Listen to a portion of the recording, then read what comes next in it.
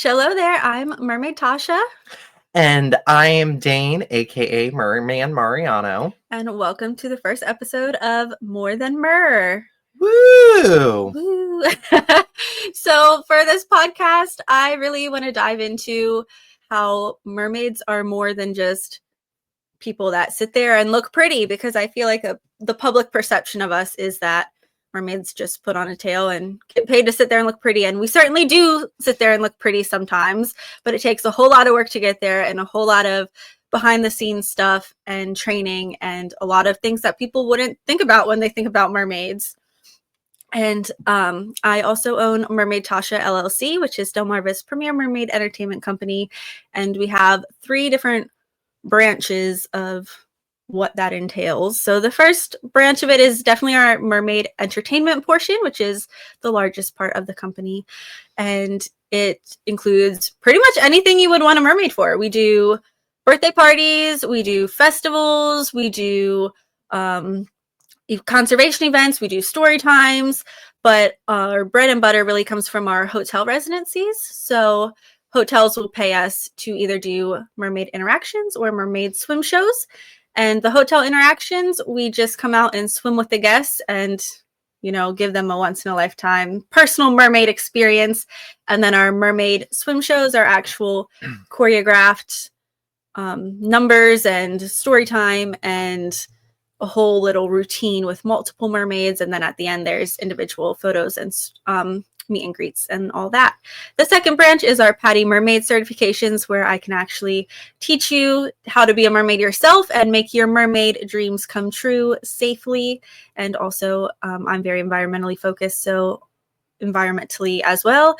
And then the third branch is our mermaid children's books. So I write mermaid children's books that tell about conservation and wildlife through fun mermaid adventures. Yeah. So someone once said in a specific documentary series that mer people, in order to sustain this hobby, or for some of us like Tasha and I, career, we have to hold down more than one job. I know myself, I work a day job, I do this.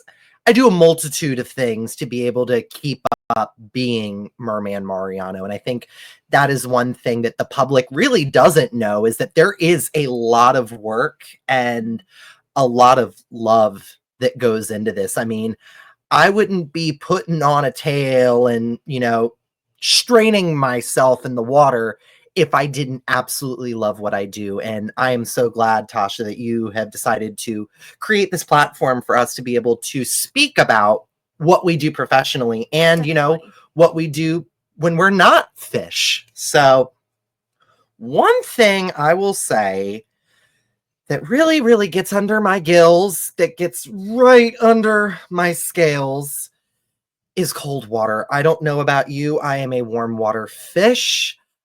I get in 50-degree water and I just want to curl up and die. I don't know about you, but cold water is really my mermaid ick. Do you have any of those yourself? Yeah, I feel like as mermaids, we are creatures of the water.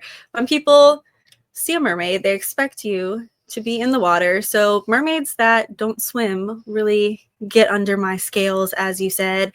And I feel like that's also such a simple fix. Like, you can train and you can learn a skill. And as a PADI Mermaid instructor trainer, I am here to teach you those in-water skills if you don't have them. And I'm here to teach you how to do it safely and properly so that you're not hurting yourself or others or being a danger to anybody. So yeah, mermaids that don't swim, really, not to say that you can't do dry events, because we do a lot of dry events, but if you don't swim at all in general, and it's not because you have a disability that makes you not be able to swim, but you just choose not to swim and you're going out there and promoting yourself as a mermaid, I feel like that's a problem that you can easily fix by taking a PADI course or getting in the water yourself and trying it out or any of that. So yeah.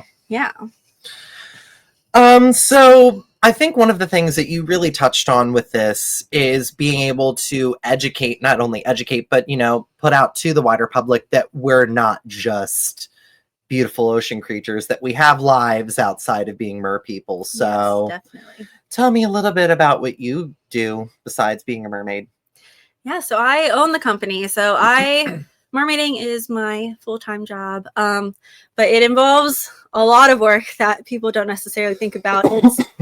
It is a business. So it involves anything that a business would involve, including the marketing, the finance, the accounting, the contracts, the cold emails, the business relations, all of that. And as a small business, all of that falls on me. So I do a lot. And my background is in business. I have my master's of business administration from Loyola University, Maryland. So I do have a leg up in that way, in that I, was properly educated on business management. But there's a lot that goes into behind the scenes stuff. When I'm not running my business or writing my children's books, I also am a radio DJ on 103.5 and 102.9 The Vault. You can listen from anywhere in the world at thevaultrocks.com. So shout out, feel free to tune in and listen to me online from wherever you are. But yeah, in terms of my main job is definitely running and owning this business, and it's a business. So I feel like that's something that a lot of people don't really understand, is that it takes just as much work, if not more, because people don't understand what it is, to make it successful and make it run as a business. What about you, Dane? So besides being a merman, my real job, not to say that this isn't a real job, but what really brings in the bills is I am a licensed cosmetologist in the state of Maryland. I have been working in the hair industry for a little over 2 years, and I absolutely love my job. I enjoy going into the salon and making people look and feel beautiful. And besides that, I have a lot of other artistic endeavors that I participate in. I have been part of the drag world for the past 8 years. And I am an aerialist as well. So I have my hands in a lot of creative cookie jars, but really my real 2 jobs are being a professional mer and working as a beauty professional. So yeah. And for Mermaid Tasha? Oh, yeah, for Mermaid Tasha. So this is the first time I'm announcing this to the public. Not only am I a performer with Mermaid Tasha, but I am also what would you say, like manager? Mid-Atlantic manager in training. Yeah, Mid-Atlantic manager in training, or as I like to call it, Mermaid Tasha's first mate. She is the captain. I am the first mate. And I just took on that role this past year, and I'm very, very excited to take on a bigger role in this company and to be able to, be bigger and more than a mer. Yeah, we're excited to have you. So mermaiding, like we said, is more than just sitting in a pretty tail. Before we get into kind of all the training and backgrounds and all that kind of stuff, I would love to talk about some gigs that have gone not quite as expected. So Dane, why don't you go first and tell us about your most memorable gig gone wrong? Oh boy, this is a fun one. So this summer, the company was contacted to swim at a event that was being held about 45 minutes from here, would you say? For reference, we're in Ocean City, Maryland, and 45 minutes away is Rehoboth Beach in Delaware. And we were contacted to do this performance at a campground, and it was supposed to be me, another mer person, and a wrangler. So the mermaid that I performed with, she picked me up, and we're driving, bebopping along, having a good time. We're super excited. We have a full day of gigs ready to go. And we get to the campground. And when we show up, we're like, all right, well, we're 20 minutes early, yada, yada, yada. Because, being a performer, you want to arrive a little bit early to your call time. And we're like, okay, waiting. A wrangler's not there. Oh, maybe she's stuck in traffic. We wait a little bit longer. Still not there. So, the other mermaid goes ahead and says, hey, are you going to show up? We get nothing. Radio silence.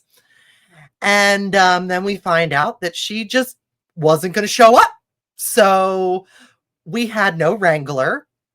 And let me tell you, that was a very, very interesting experience. We were supposed to do a full choreographed show that we usually perform at another hotel. But since we didn't have somebody to operate music, we also didn't have somebody to transport us from, a staired area to the pool. Like, we had to boot scoot in our tails up about like 6 or 7 steps, which that was an experience in itself. But in the end, we actually pulled it off, and it was one of the best gigs of the summer. So we took a situation that was not so wonderful, and we actually made it one of the best performances either of us have done in our mermaid careers. Yeah, it was so good that the company immediately, right after it ended, I don't know if they even waited a day. They were like, we would like to book you again for next year. Here's our contract. So that was great. In terms of the wrangler not showing up, first off, what a wrangler is, for those of you that might not know, as Dane mentioned, the wrangler is the one that transports them, handles the music, all that sort of stuff. So basically the wrangler is the human helper for the mermaids, which I forget if you mentioned that at the beginning or not, but just to reiterate in case you're a little confused out there. But yeah, so I, as the owner, normally have backups, and I did have a backup. I had a 4th person on standby, but she contacted me the night before, and everything was good. So I told the one on standby that everything was good, and then turns out day of, things happen sometimes. But thankfully, Dane and the other mermaid, Reagan, are absolutely outstanding professionals and performers, and they pulled it off so well that, like I said, I don't think that venue even waited a day before they were like, we need you back here, please have us again next year, here's our contract. So bravo on turning that around and really making it great. Well, and let me add this to what made the situation even more interesting was it rained that entire day. So we started that gig. It was like sprinkling, and then we had 2 more right after. The second gig, it kind of let up for a little bit, but then it rained. And then the third gig of the day, it was torrential downpour. And we were just like, all right, we're done. See you later. We're going to be done with this for now. It was very interesting, but it turned out to be one of the more memorable experiences that we had. What about you? When I was working for another mermaid company, before I owned my company. So I worked for that company while I owned mine for a few years, but this was before I had my company. We had a lot of Renaissance festivals as our residencies instead of hotels. And it was our first year at a certain Renaissance festival, and they did not want us to go down and take pictures with people. They just wanted us to perform and be basically like fish in an aquarium where we're just swimming, doing our thing, and people can see us, but we're not posing for pictures. And I had never done anything like that before. I was like, what do you mean I can't pose for pictures? What am I supposed to do? So I did backflips consistently for my entire 2-hour set. So 2 sets, 1 hour each, not like 2 hours in a row. But I just, the whole time, backflip, backflip, backflip, backflip. So much so that I gave myself a concussion. So I like shook my brain up so much by just a full hour of nonstop backflips, followed by a little break, and then another full hour of nonstop backflips. And then my brain was like, why are we spinning? You can't do this. And yeah, learned the hard way that, you don't always have to be doing so much. You can just go down and take a little catfish nap. You can just chill underwater. You don't have to be constantly backflipping, and you should not, because that will give you a concussion.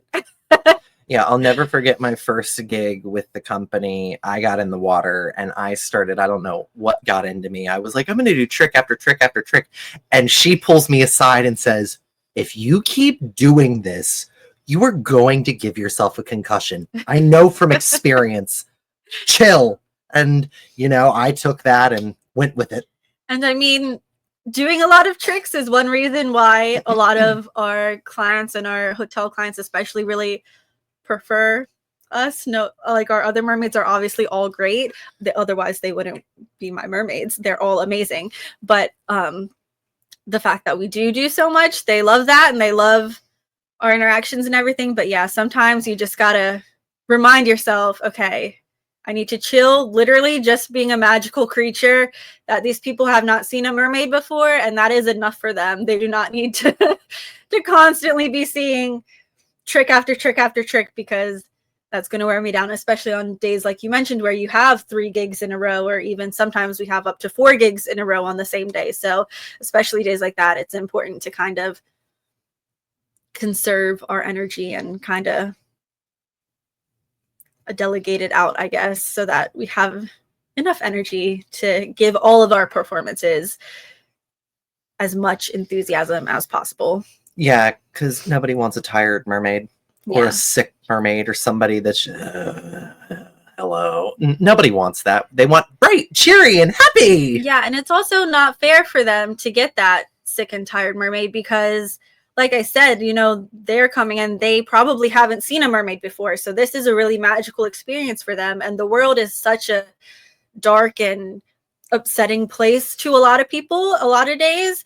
So when they get to come out and experience a mermaid, that might be the only joy that they have in that day or that week or maybe even that month or that entire year. So being able to provide them with that joy and giving them that magical experience, they really deserve that. So anything less than that is just not fair to those that come out to see us. I agree. I fully agree with that. So I know we kind of talked a little bit about this, but what we do behind the scenes, I mean, what does that look like for us? Yeah. So as the owner, basically behind the scenes, I do everything. I do a lot of the business side, and then when it comes to my mermaids, I do a lot of the training as a PADI Mermaid instructor trainer.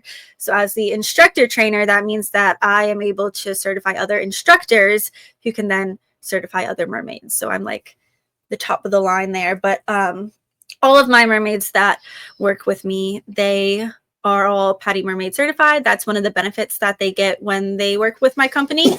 If they don't already have their certification, they earn their PADI Mermaid, and they also earn their emergency first response, which includes CPR and AED and first aid, because I feel like it's really important to have that safety mindset and safety background. So that's a little bit of the training that everybody goes under, and then it's my job to kind of train them on that. I also do the scheduling, make sure that even though we can have up to 4 gigs a day, our mermaids aren't performing for more than 2 a day. I will take on more than 2 because this is my company. But I really try not to stress out my mermaids in that way. And like I said, it's all about giving the best experience that you can. And I feel like doing more than 2 might diminish that, whether they consciously realize that or not.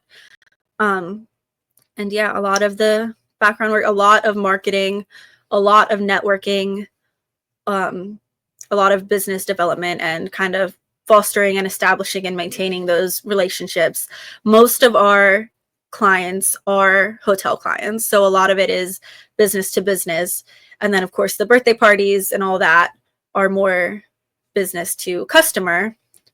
So marketing can be really interesting because there's all these different aspects, and also the lessons are, instructor to customer rather than to another business.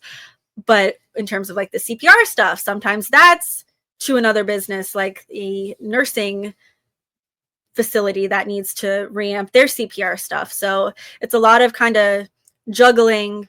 Okay, who am I speaking to now, and what do they need to hear, and how can I best get that message across? And yeah, all of the different background work that goes into that. Mm-hmm. What about you, Dane? Tell us about some of your training and behind the scenes stuff that goes into performing as a merman. So for me, I don't do all of that. I'm not business savvy. I'm still learning those things. For me, it's more on like the performing aspect of stuff. So my training actually dates back a very, very long time. I have been a dancer forever. I started when I was 7 years old, training in classical ballet, and then went through that forever. I went to a arts high school and studied theater arts, specifically musical theater. If I have any Barbara Ingram people watching, hello. Yeah, I'm an alumni of the school.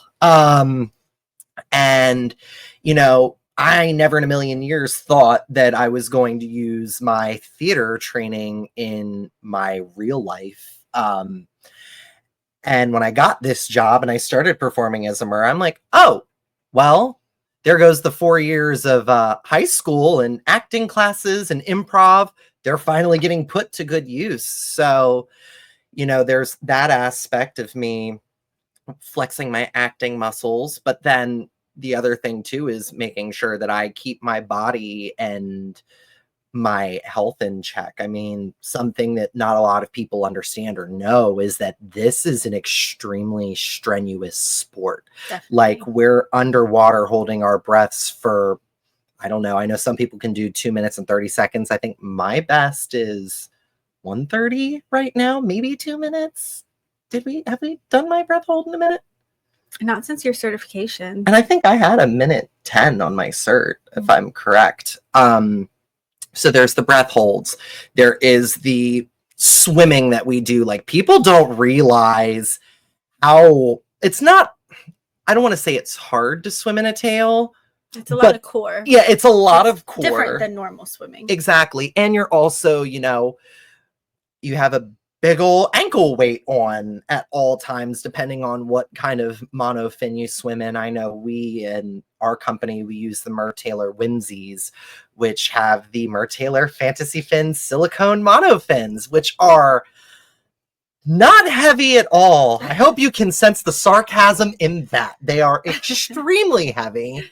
And when you're not used to that, your feet and ankles are going to hurt after that first little bit. And it can be a little bit, not to mention your legs are bound. Oh yeah.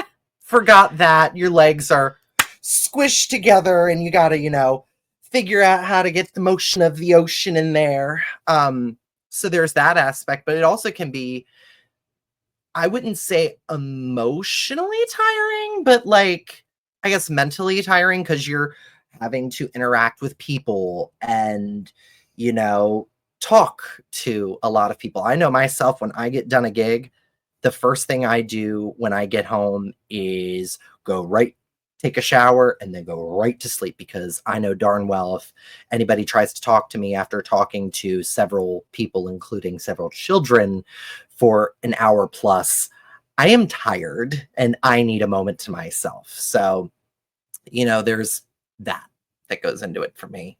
Definitely.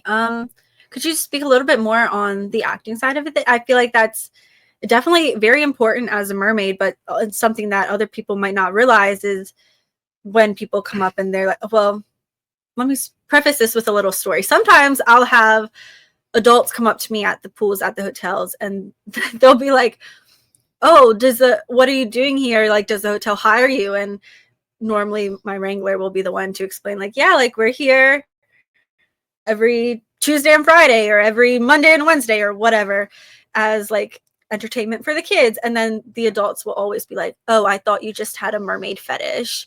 So like, my wrangler is the one that answers, because I'm not breaking character when the children are there. But I feel like, getting into that mersona, as mermaids like to call it, and kind of being a mermaid, especially when the children are present, but whenever we're performing as a character, is something that people don't really think about. So if you could kind of talk more about the importance of improv and acting and different examples of times that's really helped you. So I can say right now, there is this saying that everybody says, and that is, kids say the darndest things. And for a long time, I was like, yeah, that's a cliche. That's not true. Oh, no, it is very true. Kids will come up to you and they will ask the most interesting questions. Like I've had, how do you poop? Or, um, how did you get here is a very common one. And you don't want to say, oh, well, I drove my car and I put on this tail and here I am. No, you want these kids to think that you are real. Like you want them to think you are the real thing. So, that's where improv comes into play. You don't want to break that character. You don't want them to think, oh, well, this is just some human playing dress up. No, we're not just some human playing dress up. We are a legit marine mammal, for lack of a better term. And that was something that I had to, learn myself when I got into the professional side of things. And to elaborate on that a little bit, I have actually been part of the mermaid world for a little over 11 years. I took a 4 or 5 year break because it wasn't cool to be a 15-year-old boy saying, I like mermaids. You would be laughed at and made a fool of. So I kind of kept that to myself for a while. But as soon as I turned 20, I was like, yep, nope, I'm getting right back into this because I know it brings me a lot of joy. And during that, 3-4 year period, a lot of things changed. And one thing that wasn't around when I started was the mersonas. And that was something that I had to develop. So, things that we have to create, like our mer people names. I know myself, I go by Merman Mariano because I don't want everybody to know my real name. I don't want everybody to know where to find me or what I actually do, kind of thing, unless you're part of this or you're listening to this podcast. I have to do that. I have to come up with an age for myself. I mean, I know there are some mer people who stick with how old they really are. And then there's people like us who claim to be a whole lot older than we actually are. I say that I'm 210 years old. I think you're, what, 270? Yeah, I add a number after my age. So in real life, I'm 27. I'm elderly. But depending on like how close I am to my birthday, if they ask me in June, I'll be like, I don't know, 275. But then by the time it's August, oh, I'm 279 now. Like... So. But there's that aspect, the where you come from. That's a very, very, very common question. Like, where are you from? Da, da, da, da. So I know you're from here, Assateague Island. And then there's me, who's from the mythical world of Atlantis.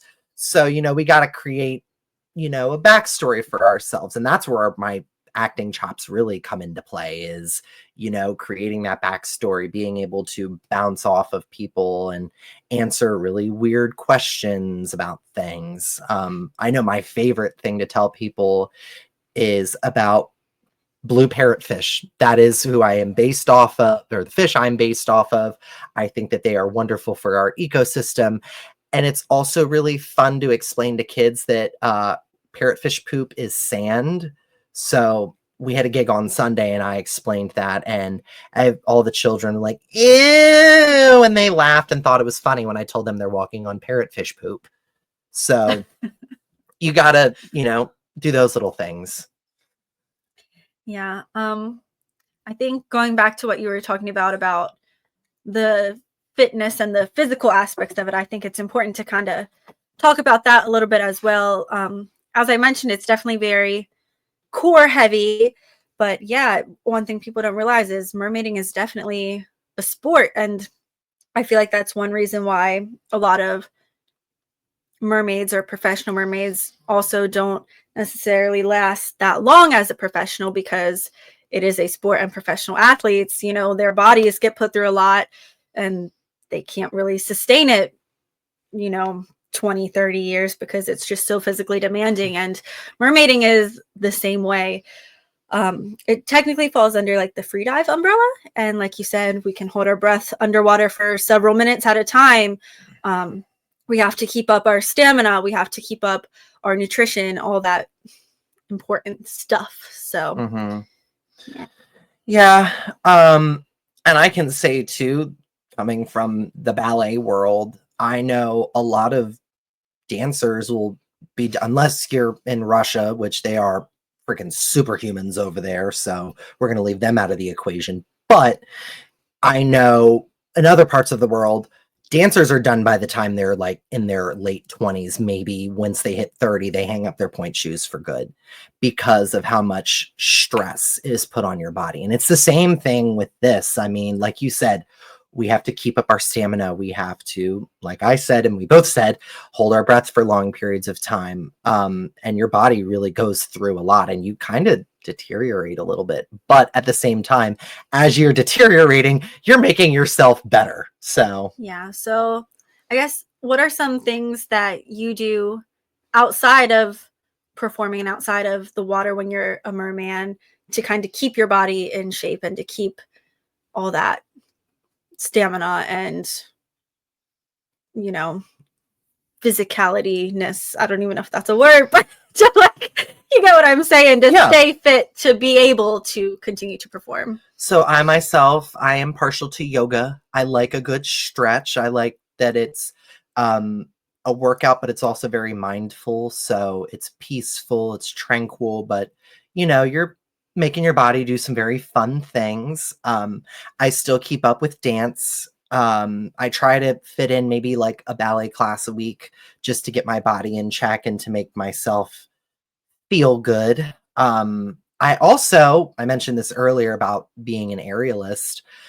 That requires a lot and it definitely keeps my body in check. People don't understand that it's not just an upper body exercise, it's also a full body workout, hoisting yourself 12 feet in the air on a silk or a hoop or a pole. Like that really keeps your body in check. So that's what I like to do myself. I'm a little bit more artsy fartsy when it comes to my exercising. What about you?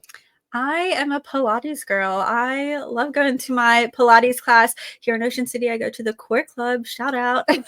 I also really enjoy bar classes, and that's like bar, like the dance, not like, you know, drinking. Every time I go to bar class, my daddy always makes a joke about like a drinking bar. No, that's a different kind of bar. That would be a fun exercise.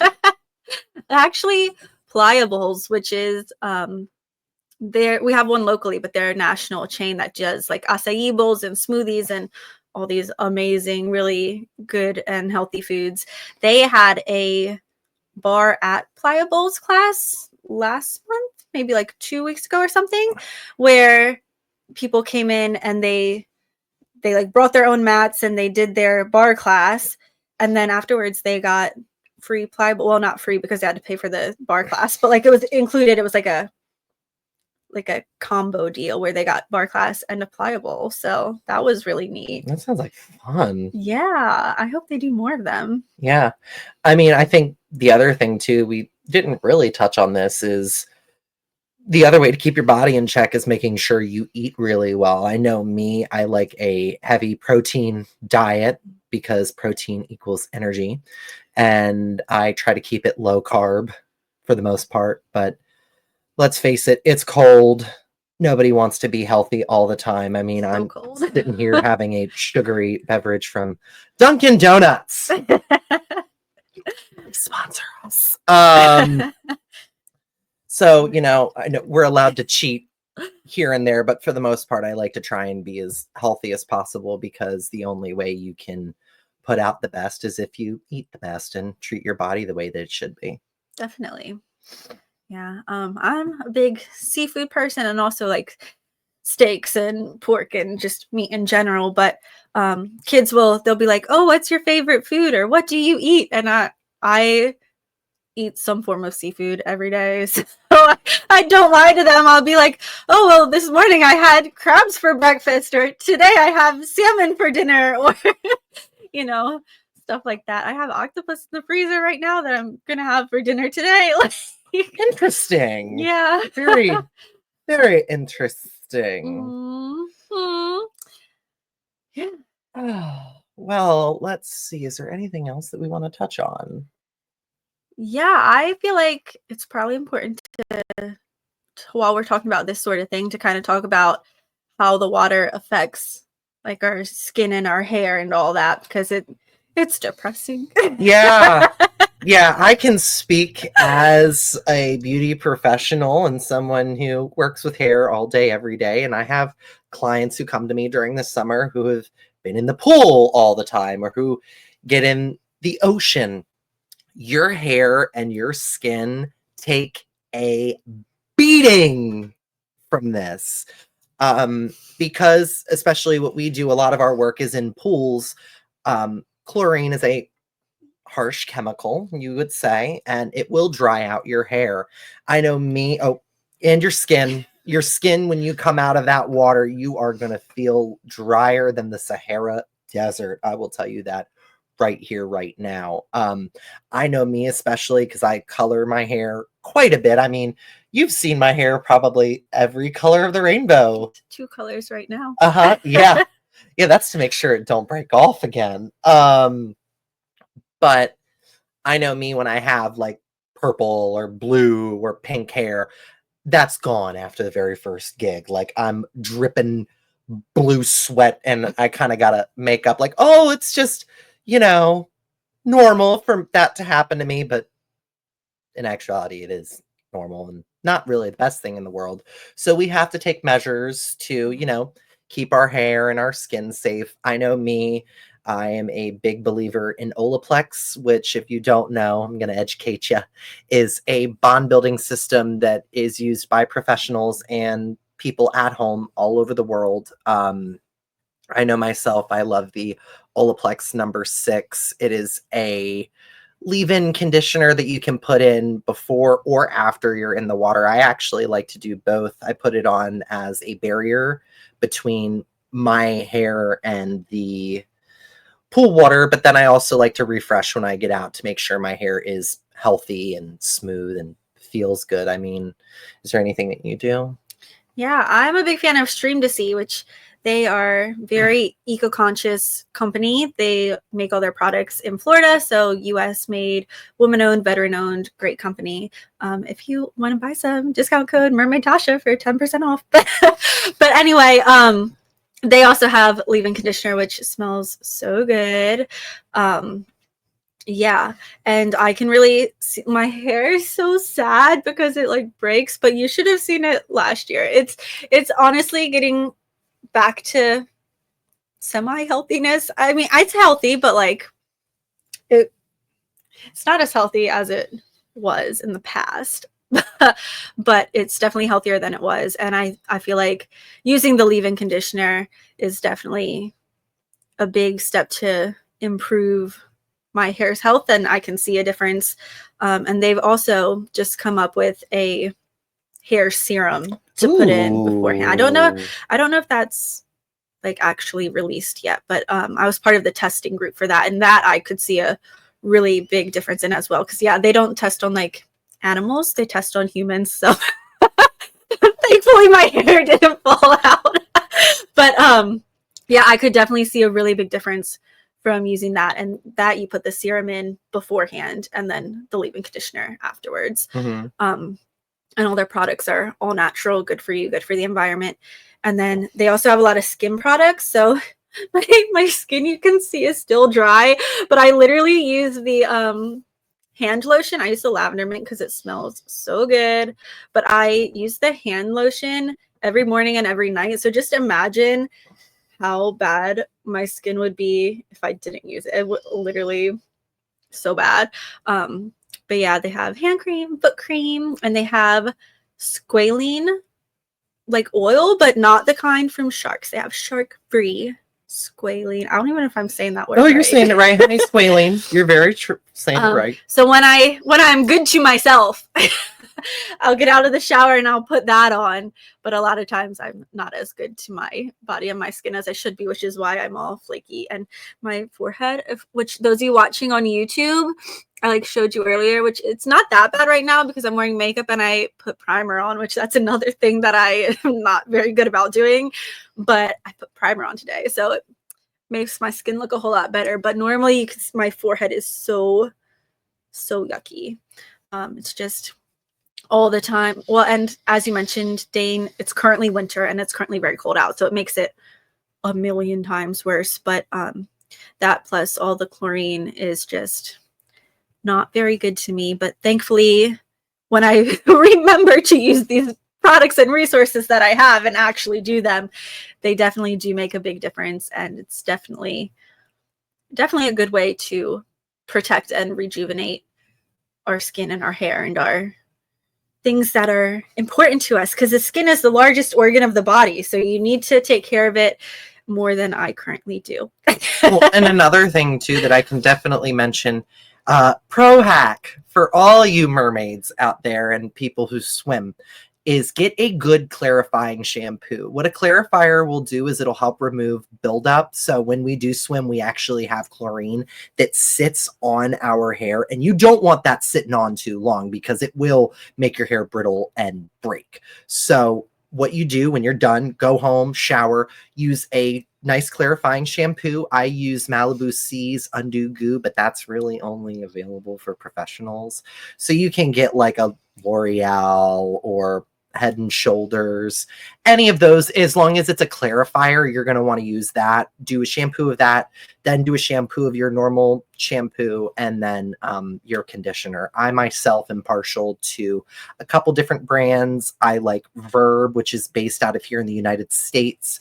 I also like 11 Australia, which is from Australia, and Alter Ego, which is based out of Italy. So I have a multitude of things that I use, but as long as you're using a good clarifier, a good shampoo, and a good conditioner, you're going to be golden.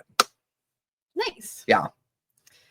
Cool. Well, yeah, what about any final thoughts on what you do outside of mermaiding and your kind of work? Not, I know we've been talking a lot right now about hair and skin, and that kind of leads perfectly into your cosmetologist role, but any kind of final words about anything you do not mermaiding? Well, the one thing I can say is that being a mer has actually helped me with a lot of my other jobs that I do. For instance, doing hair. I mean, constantly talking to children and teenagers all day as a mer person has really helped me be able to communicate with kids in my chair. I mean, when you're in beauty school, they teach you how to cut hair and they teach you kind of like basic interactions. You don't get a lot though when it comes to dealing with children. And for the longest time, I was not good at it. I didn't know how to have conversations with kids. I didn't know how to, relate to them because I am 21 years old. I have not been a child for a while. So trying to revert back to that is hard. But now that I've been able to work with kids on a daily basis, it has helped me be able to relate more to children when they come get their hair done with me. And I feel a lot more comfortable now in that aspect. And then two, performing as a drag performer. I mean, a lot of us, we just put on the wig, put on the makeup, do a number or two and leave. And I think something that has helped me in that aspect from being a mer person is being able to create a solid character. For the longest time, I was just, oh, that queen over there who's pretty. Now I have a solid, idea of who I am. I have a backstory. I know exactly who I am as an entertainer instead of just, your run-of-the-mill drag queen. So that's definitely something that's helped me out. I feel like that's very interesting because a lot of our hotels that you're constant at, such as Park Place in Ocean City, they're on 3rd Street, I think, for anybody that wants to come check out the mermaids. You are one of their favorites, and they will constantly talk about how much they enjoy you because of your interactions with the kids and how engaging you are and how you get them to play games and talk with you and tell them about the parrotfish and all that. So hearing that, you weren't necessarily comfortable with that at first, it's very interesting and great to see you grow, I guess, because now that's definitely one of your biggest strengths in the hotels. That's something that they come back to me as the owner and they're like, oh, we really loved Mariano because he was so engaging with the kids and he really got all the kids involved, and that's what we want to see, and that's why we're paying for mermaids to be here, to interact with the kids and to do all that. So congrats. Good job. Oh, thanks. Is there anything you want to touch on? I guess just not really. Just like in terms of like our children's books, I'll talk about them a little bit because I feel like we haven't really talked about the books at all. Oh, no, we haven't. Yeah, but that's okay. We can save that for another episode. But just as a little intro for next time, how about that? A lot of my children's books that I write are conservation and wildlife focused, told through fun mermaid adventures, and those fun mermaid adventures are mermaid adventures that have actually happened to me. So, for example, Mermaid Tasha and the Whipray, if you could reach over and like show that. This one talks about the pink whiprays of Tahiti, and in the back there are photos of me actually swimming with them because I actually did that. So it introduces kids to a new species, but it's based on me actually having this interaction with these animals. And in Mermaid Tasha's mission, that one talks about our local island that he said I'm from, Assateague Island here in Maryland, but it gives an overview of the island and the wildlife you can find on it. But it also talks about what got me into conservation, such as one day I was out surfing and there were 3 plastic water bottles just floating in the ocean. That literally actually happened to me. You can find a picture of the actual 3 water bottles on my Instagram. Oh. Yeah, not in the book at all. But yeah, I was not in a tail then. I was surfing as a human. But we were out there surfing and within, I think it was like an hour or something. Like it was a super short amount of time. There were 3 plastic bottles, and not all just like in a bunch that like someone just tossed out 3 bottles, but like all over the place, you know? So that really got me started on my conservation journey and everything, just as it got Mermaid Tasha started on her journey and Mermaid Tasha's mission. So they're all based on, you know, actual things that happen. Like Mermaid Tasha Goes to Camp talks about what happens when you attend a mermaid camp, which we haven't really done in the past few years. I think we might bring it back this year though. We'll see. But yeah, mermaid camp is basically when kids ages 8 to 12 come learn how to swim like a mermaid and take care of themselves and the environment, and they learn about local wildlife, and it's a weekend long intensive and all that good stuff. So yeah, keep an eye out for those. This year we have starting last year, but last year and this year we have our Mermaid Tasha's Friends series out, which the first book is out. It talks about Sealy, the blue dragon mer. And basically this series talks about different mermaids that work with me and how they came to meet me and different conservation issues that are important to them. So Sealy's book, Blue Dragon Mer, talks about invasive species and how she came to meet me in Ocean City from the Indian Ocean, where she's originally from.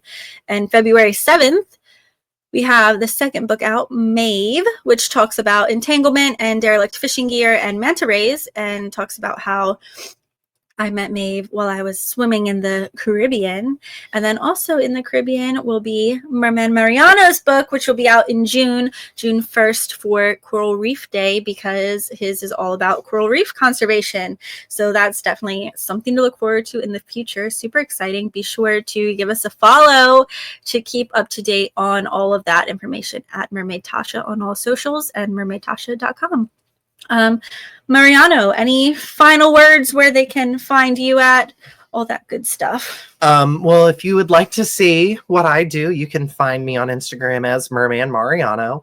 If you want to see what I do in my professional life as a hairdresser, you can follow, it's all one word, Dane Does Mermaid Hair. I know, very cliche that my business is named after what I also do. And you can find me all around Ocean City and Delmarva this summer with Mermaid Tasha. Great.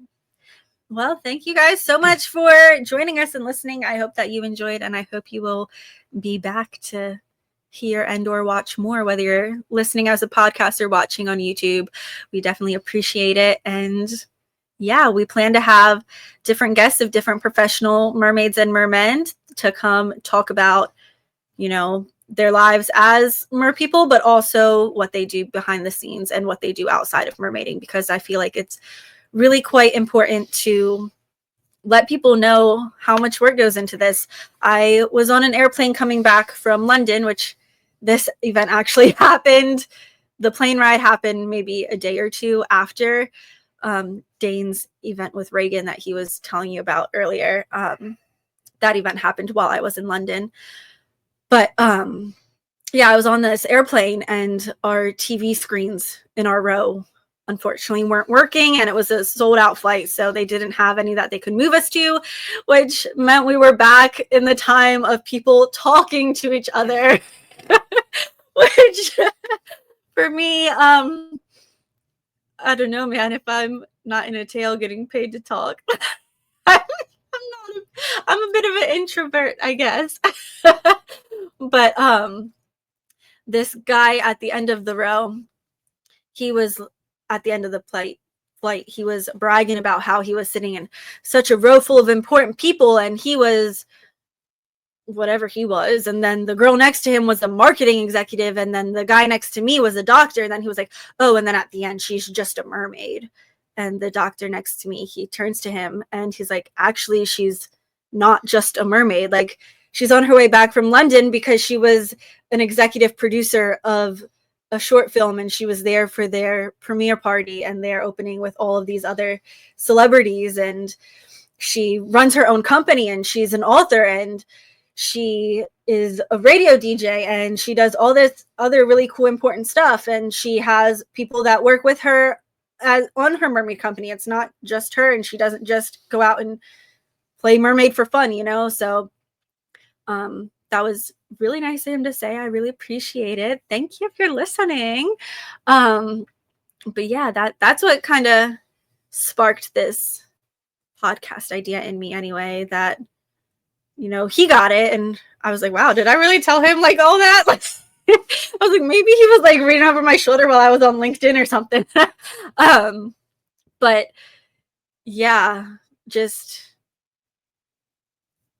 how he kind of recognized how I do so much more than just put on a tail and sit there as a mermaid. Whereas the other guy, he was like, oh, she's just a mermaid. And even locally, I am part of so many chambers of commerces. At one time, I think I was part of 7 at a time, including, you know, the state Maryland Chamber of Commerce, and then Maryland Tourism Coalition, so like 2 state ones, and then all of these different area local ones. And one of the Chamber of Commerces, they would always be like, oh, she's just a mermaid. Like, I went to a tax webinar, not webinar, it was in person, a tax lunch and learn, where they were like talking about different business taxes and different business structures and what's best tax wise and everything.